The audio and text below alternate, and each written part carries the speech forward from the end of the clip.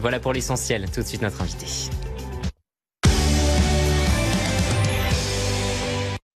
Il avait posé ses caméras dans la Manche en septembre 2024. David Aboukaya, réalisateur indépendant, spécialiste de la Seconde Guerre mondiale, sort son film 7 jours en juin, qui s'inspire des événements survenus le 6 juin 1944 à Graignes. Un film qui sera projeté en avant-première dans plusieurs cinémas normands ces prochains jours. Bonsoir David Aboukaya, merci d'être avec nous. Dites-nous d'abord comment vous en êtes venu à vous intéresser à ces événements survenus à Graignes.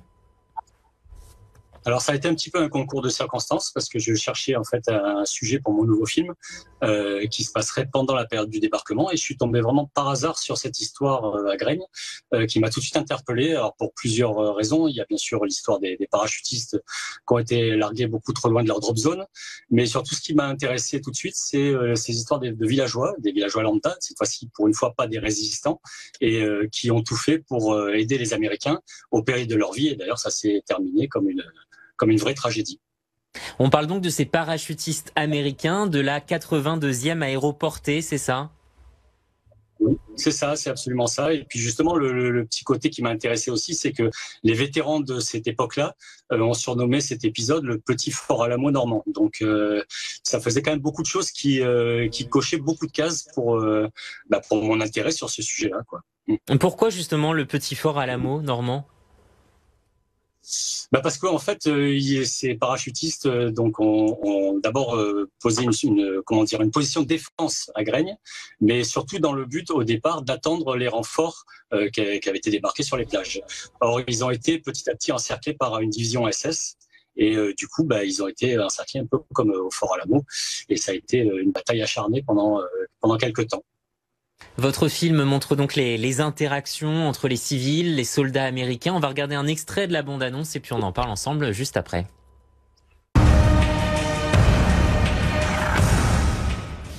Si les choses devaient mal tourner, toute l'aide que vous nous apportez pourrait vous conduire à des représailles. Je voudrais être sûr que vous en êtes conscient. Nous le sommes. Mais si on peut contribuer à notre propre libération, alors il n'y a pas lieu d'hésiter.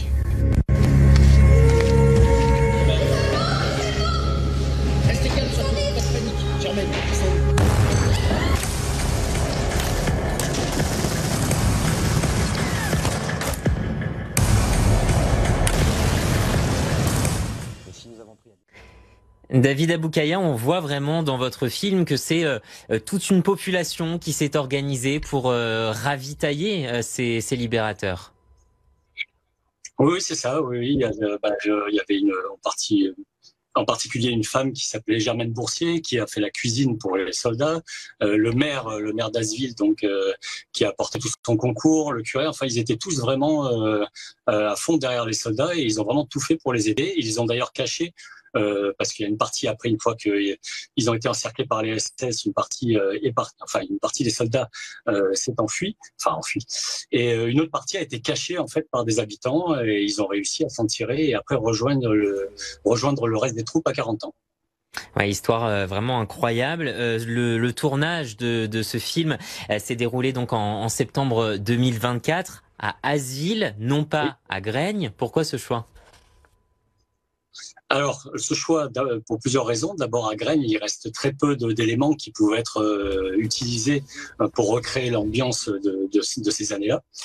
Alors qu'à Asville, voilà, ça ressemblait un peu à la configuration qu'il pouvait y avoir à Graignes à cette époque-là. Et puis surtout, à Graignes, en fait, il y a l'assistant réalisateur Franck Razamizan, qui est aussi un des acteurs du film, qui habite sur Asville et qui m'avait dit qu'il y avait pas mal de possibilités de décor. Et puis j'ai eu un soutien inconditionnel par le maire d'Asville, Monsieur Poisson, qui nous a aidés du début à la fin. Donc ça a été vraiment ça a été pour plusieurs raisons ces choix, mais c'est surtout sur Graignes, on ne pouvait pas tourner parce qu'il n'y avait rien qui ressemblait à ce qui pouvait être à l'époque.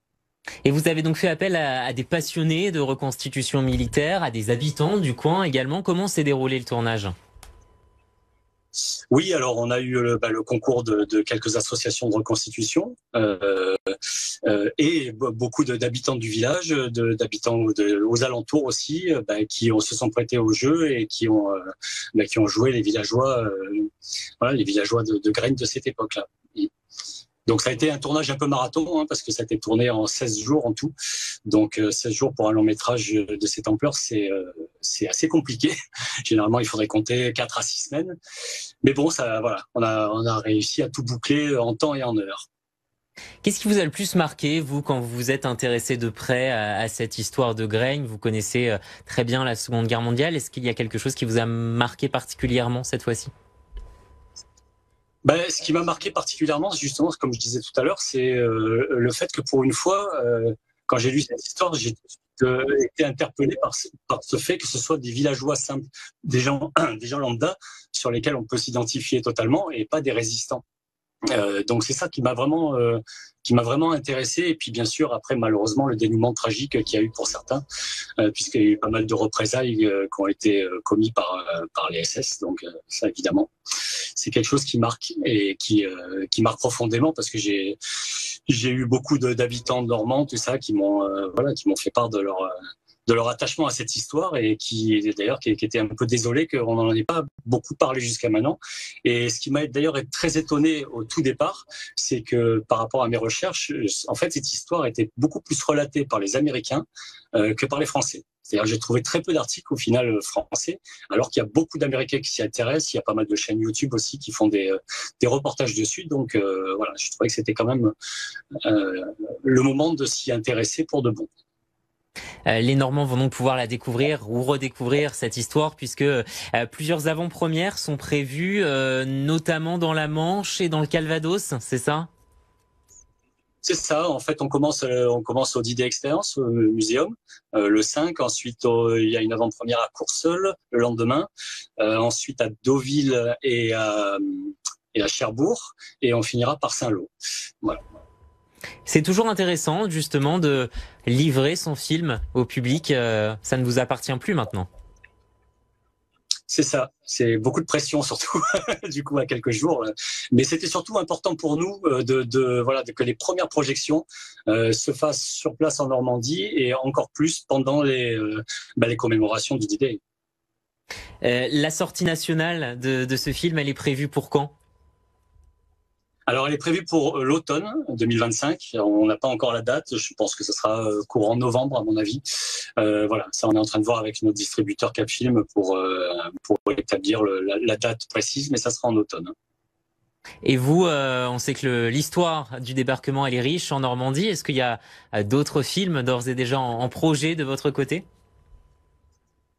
Alors, il y a un autre projet, mais qui a pas de rapport pour l'instant avec la Normandie, mais qui est un projet qui se base aussi sur des faits réels, qui s'est passé dans un nauflag en Autriche, et qui est en fait la plus grande évasion de masse de la Seconde Guerre mondiale, qui n'était pas celle de Steve McQueen, et qui était celle-là avec que des officiers français. Voilà, ça c'est un des projets, mais après j'en ai d'autres encore, donc on va voir lequel va se déclencher le premier.